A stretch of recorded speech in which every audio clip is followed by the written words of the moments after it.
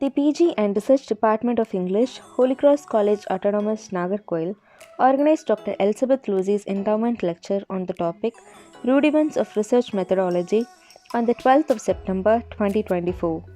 The resource person for the session was Dr. J. Chitta, Associate Professor from Scott Christian College, Nagarkoil.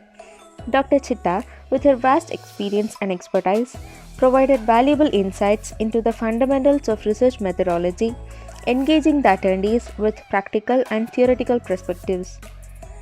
The lecture highlighted essential research techniques and approaches benefiting students and scholars alike. The interactive session that followed allowed participants to clarify doubts and discuss challenges in academic research. The program concluded with a vote of thanks, acknowledging the efforts of the resource person, faculty, and students in making the event a resounding success.